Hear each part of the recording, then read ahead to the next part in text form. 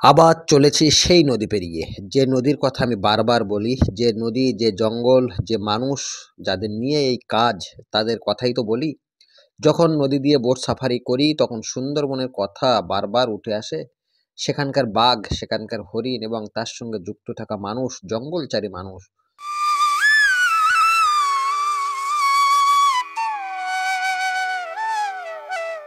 আজকে কোনো কথা নয়, আজকের গল্পটি হচ্ছে মরিচঝাপির জঙ্গলে বাঘ এসছে, তাই নিয়েই আজকের এই ভিডিও। আর সেই সঙ্গে বলতে হবে ওপার বাংলার কথা, ওপার বাংলার যে অশান্ত পরিবেশ, সে নিয়েও আমাদের উদ্বেগ কিন্তু কম নয়। আশা করছি সেই উদ্বেগ কমে যাবে আমাদের এবং ওপার বাংলাও শান্ত হবে। এপার বাংলা নিয়ে কথা বলবো এখন।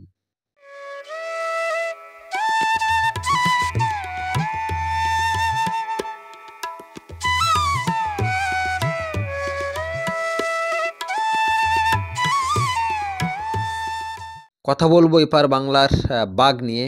গত ৩ দিন আগে পর্যন্তই মরিচঝাপি পাড়ে একটি বাঘ এসছে।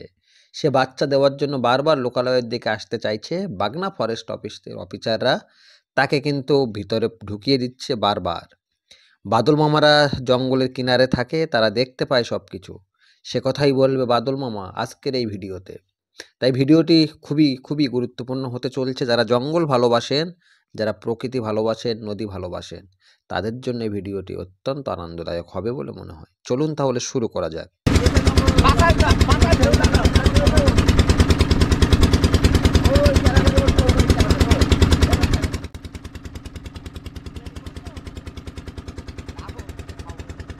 প্রায় 30 মিনিটের উপরে অতিক্রান্ত হয়ে গেছে। আমরা বোট সাফারি করে এসেছি মরিচঝাপির একদম এমন একটা ডিস্টেন্সে, যেখান থেকে ফরেস্ট বেশ কিছুটা ডিস্টেন্স আছে। ওধারে আছে কার্গো বাংলাদেশি, কালিন্দী নদীর সঙ্গম এটা না? হ্যাঁ, কালিন্দিয়া রায়মঙ্গল আমরা মিডিলে আছি। এখানে এসে আমরা কালকে মামা ফোন করেছিল শশাঙ্কর কাছে। মামা বলছিল যে এখানে বেশ বাঘের উপদ্রব হচ্ছে। আর কেন বাঘের উপদ্রব হচ্ছে, হঠাৎ করে নাকি একটা বাঘ এখানে চলে এসছে। অনেক ভিডিও মামা বলেছে যে বাঘ নাকি বাচ্চা দেওয়ার সময় হলে শীতকালে ওরা লোকালয় খোঁজে, অর্থাৎ নির্জন জায়গা খোঁজে। সেই কাহিনীটি পুনরাবৃত্তি করবে মামা। আর তার সঙ্গে শুনবো এখন কেমনভাবে মরিচঝাপি পারে বাঘের আনাগোনা হচ্ছে, যেহেতু মামারা একা থাকে ওই রকম একটা জায়গায়। খুব খুব কাছ থেকে তারা শুনেছে এবং দেখেছে। ব্যাপারটা মামার কাছে শুনি। বলো মামা। ঘটনা হচ্ছে এই সময় বাঘের বাচ্চা হয়, যেহেতু মেয়ে বাঘ কোনো বাচ্চা দেয়। হ্যাঁ, এবার ওরা খোঁজে নির্জন জায়গা, সঙ্গে পুরুষ বাঘ থাকে।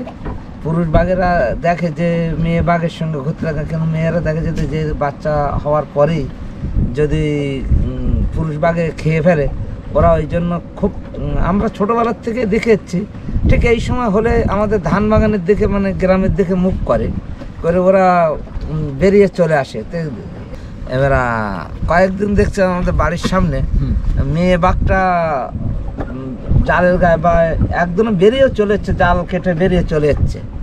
এবার যাই হোক, আমাদের একটা গ্রামেরই ছেলে, ও বোট চালিয়ে যাচ্ছিল, এমন সময় দেখতে পায়। দেখলে এবার ও ফরেস্ট ডিপার্টমেন্টকে বলে এবং হাঁকাহাঁকি করার পরে সবাই ফরেস্ট ডিপার্টমেন্ট গিয়ে চারিদিক দিয়ে বাজি টাজি ফেলে আবার তাকে ভয় ভিতরে দেখে আবার জালের ওধারে, মানে জঙ্গলের ভিতরে ঢুকিয়ে দিল। এই সময় বাঘটা বেশি অংশে ওরা নির্জন, মানে মেয়ে বাঘগুলো ওরা বাচ্চা দেওয়ার সময় নির্জন জায়গা খোঁজে, কারণ ওরা যাতে বাচ্চাটা ঠিকভাবে থাকে, পুরুষ বাঘ যাতে না খেতে পারে, সেটাই। কিন্তু তুমি বলছিলে এক সময় যে বাঘ শীতের সময় মিলন হয় এবং তারপর শীতের আগে মিলন হয়। হ্যাঁ, ওরা দুর্গাপূজার দিকে, যেমন আমাদের কুকুর টুকুর যে সময় আশ্বিন কার্তিক মাসে মিলন হয়, ওদেরও ঠিক ওই সময় মিলন হয়। এই সময় কুকুরের যেরকম বাচ্চা হবে, ওদেরও বাচ্চা হবে এই সময়, ওই একই কুকুর। তোমার কথার সঙ্গে মিলে গেল। হ্যাঁ, ওরা ঠিক লোকালয় খুঁজছে। যতবার এর আগে যত বাঘ বেরিয়েছে, আমার এই 50 বছর অবধি 15-20 বার যা বেরিয়েছে, যা পাওয়া গেছে সব এই শীতের সময়। এই সময়গুলোতে বাঘ এই সময়টাই আসছে, এর কোনো মিস হচ্ছে না। এই যদি ডিপার্টমেন্ট যদি জাল না দিত, তো তোমরা প্রায় সময় দেখতে পাচ্ছ যে বাঘ এপারে পাওয়া যেত। যেহেতু ফরেস্ট ডিপার্টমেন্ট ডিউটি করে এবং জাল দেওয়া, নদীর চারিধার দিয়ে জাল দেওয়া, এবং ওরা কন্টিনিউ সকাল সন্ধ্যা ডিউটি করছে। রাত্রে হলে তো বিকালেই বেরোতে হয় ওদের, কারণ বাঘ কখন জাল কেটে বেরিয়ে আসে মেয়ে বাঘটা বাচ্চা দেওয়ার নির্জন জায়গা খোঁজে। ওরা তো জানে না এবারে মানুষ কী করবো, ওরা জানে আমাদের যেতে হবে। মানুষের ভয় আছে কি না আছে ওরা ওটা মানে না, ওরা জানে এপারেও জঙ্গল আছে, পেলে এপারেও। তাই জাল যদি না দেওয়া থাকতো প্রায় সময় দেখা যেত যে আমাদের ধান বাগানে বাঘ আছে। আচ্ছা, বলছি ক্যামেরাটা হালকা একটু মামার দিকে ঘুরিয়ে ওই মামার কোশ্চেনটা বেশি দেখো। আচ্ছা মামা, এই যে তুমি বলছিলে যে জঙ্গলের কানা এসছে, তোমরা দেখেছিলে? হ্যাঁ, আমাদের অমল মাঝি বলে ওতে ও ভাবছিল ওই সোজা ওর বাড়ির সোজা ও ভাবছিল যে ও পারে থবাতে যাবে। আমার সময় থবা টবা গুটিনি, ও দেখে যে ওই সমুদ্র যখন চিৎকার করছে দেখে যে বাঘ নদীর কিনারায় এসে বসে আছে।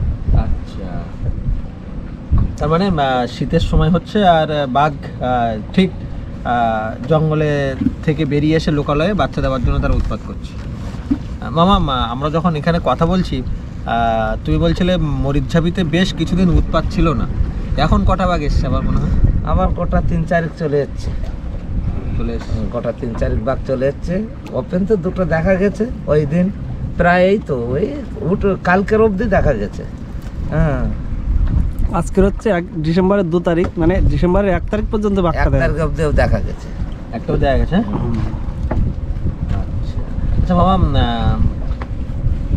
আর এই সময় টুরিস্টরা যারা আসছে জঙ্গল এখানে তারাও বাঘ দেখতে পাচ্ছে। এসব বাঘ দেখতে পাচ্ছে আমাদের বুড়িরডাউর হরিণমাঙা, হ্যাঁ, ভীষণ ভাবে হরিণ বাঘ। কিছুদিন আগে শুনলাম সুধান্যখালীতেও নাকি বাঘ দেখা গেছে 3খানা। কেন সুধান্যখালী শুধু না, ওখানে আমরা আর একটা জায়গা তুই বলছিলি যেটা হচ্ছে বনিক্যাম্পে একসঙ্গে 3টে বাঘ ঘুরতে দেখছে টুরিস্ট।